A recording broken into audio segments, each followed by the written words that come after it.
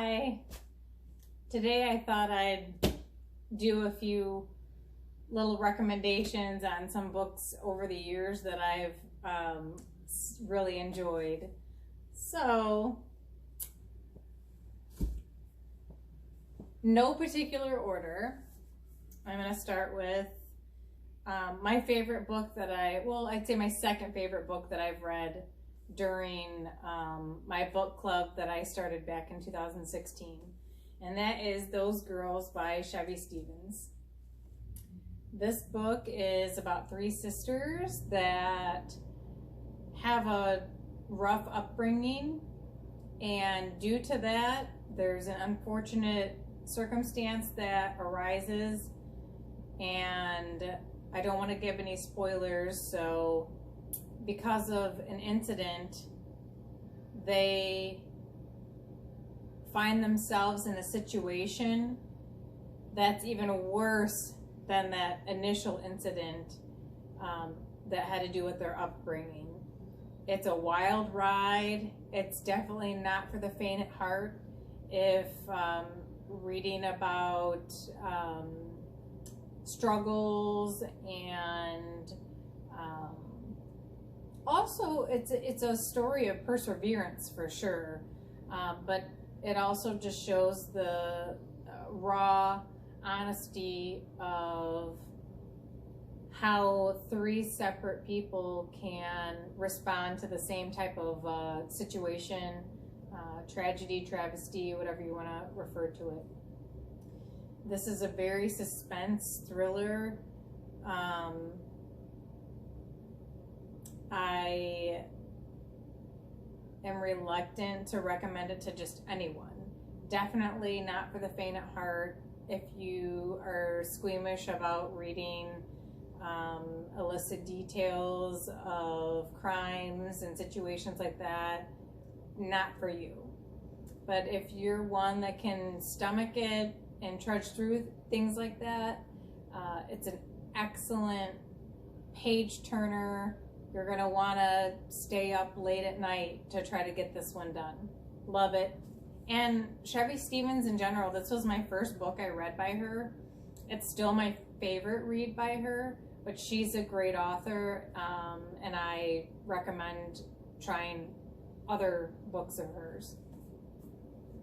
All right, next up in no particular order, I feel like I'm a little biased to this book because Mary Kubica, the author, I actually attended a book discussion that she came to the local bookstore where I grew up and said that the town that I grew up in was the inspiration for a lot of the setting in this book outside of Chicago. So this is called Don't You Cry by Mary Kubica, and it's, let me just read a little bit of the jacket cover here. In downtown Chicago, a young woman named Esther Vaughn disappears from her apartment without a trace. A haunting letter to my dearest is found among her possessions, leaving her friend and roommate Quinn Collins to wonder whether Esther is and whether or not she's the person Quinn thought she knew. Meanwhile, in a small Michigan harbor town, an hour outside of Chicago, a mysterious woman appears in the quiet coffee shop where 18-year-old Alex Gallo works as a dishwasher. As Quinn searches for answers about Esther, and Alex is drawn further under the stranger's spell, the master of suspense, Mary Kubica, takes readers on a taut and twisted thrill ride that builds to a stunning conclusion and shows that no matter how fast and how far we run, the past always catches up to us in the end. No spoilers here. I can't give much more of a description than that, but I really, really enjoyed this. I've read other books of Mary Kubica that I wasn't as big of a fan of. A Good Girl actually had greater ratings, but I enjoyed this one more. So to each their own. Loved it. Diane Chamberlain, Necessary Lies. This is a story that's set back in the 1960s. There's a social worker that's the main character checking on families that are on or near this plantation. And there's a lot of controversial topics that are touched on, and I just loved the book. I loved the characters. I loved Diane Chamberlain's writing. I recommend any and all of her books. They're all their own unique experience, but I really, really loved this one. I think it's great. It's definitely a great book club read because there's so much to discuss that's in this book.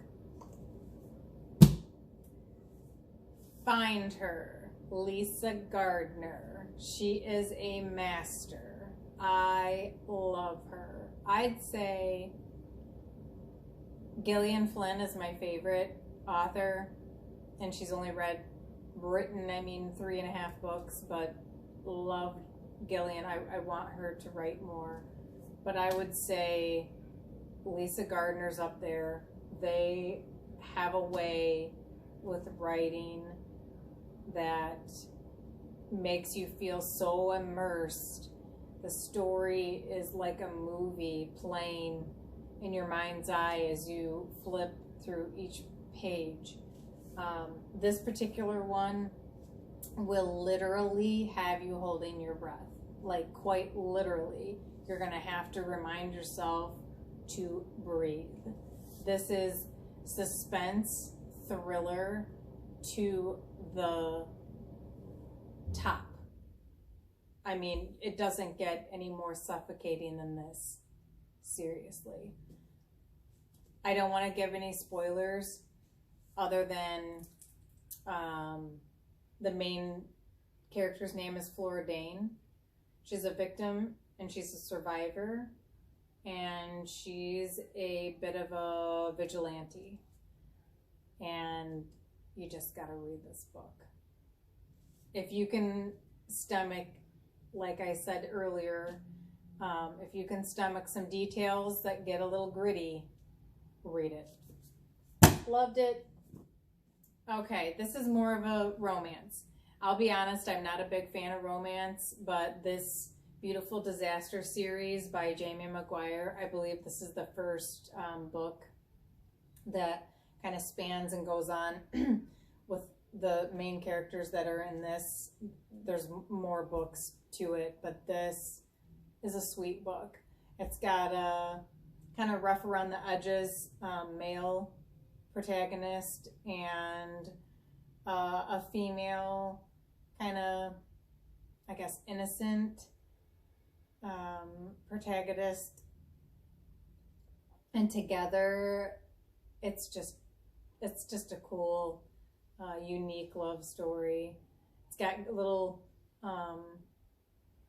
rough around the edges, so it's not your typical like warm and fuzzy. It's got some grit in there too. So loved it. Recommend Beautiful Disaster, Jamie McGuire.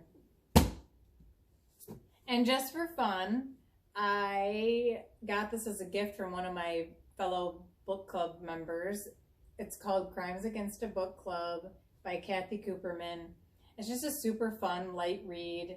It's not really about a book club, but there are characters that their commonality is a book club, but there's more to it than that. There's the main plot is a little unique, and even though it's got a light read to it, it still keeps you like turning pages wanting to find out what's going on and what's going to happen with the main characters. So I definitely recommend this. Last but not least, my favorite girl, Gillian Flynn. Please write more because I love your work. She's best known for Gone Girl, which was made into a movie with Rosalie Pike, oh gosh, I forget her name, and Ben Affleck. and Neil Patrick Harris is in it too. This is a book that she wrote, I think before Gone Girl. I'm not actually sure. She's written Gone Girl, Sharp Objects, and Dark Places. I loved all three books, but this one I recommend because it wasn't as talked about in mainstream media, and I think it's a fantastic read. It's just so, she's just the modern day Stephen King in my opinion. Not as far as like horror, but as far as her way of packing so much into a sentence without it being flowery or over the top. But she just like, I don't even know the words. I think she's the best author of my time. Love her. I wish she would write more books. I know she's writing screenplays and things like that. I believe she's doing work through TV. But I would love some more Gillian Flynn novels. All books by her. Fantastic. Love this one. It's, I'm not even going to tell you about it. Just read it. You're going to love it.